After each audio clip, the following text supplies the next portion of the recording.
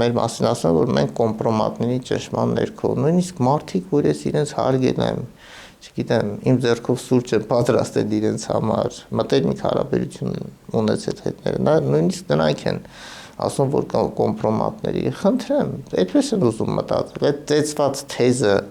իրենց քիմքին հաճո է, թող այդպես մտածեն, բայց իմ մոտ, ու ես վստահ եմ նաև մյուսների մոտ, մենք շատ ենք խոսել,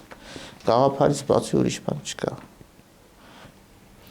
Կներեք, ես ասեմ, մտքիս թելը որպեսի չկտրվի, այո, մեզ միավորել է այս հարցում միայն գաղափարը,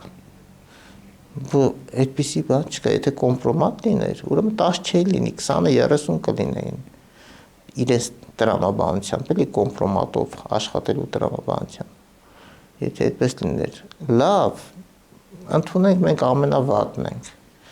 մեր եկեղեցու ամենավատ եպիսկոպոսներն են, բայց այս ամենավատ եպիսկոպոսները ինչ են ուզում, մի բան, եկեղեցին դուրս բերել քաղաքականությունից, այդքան բան է մեր ուզածը, ոչ թե ծառայել սրա նրա օրակարգին,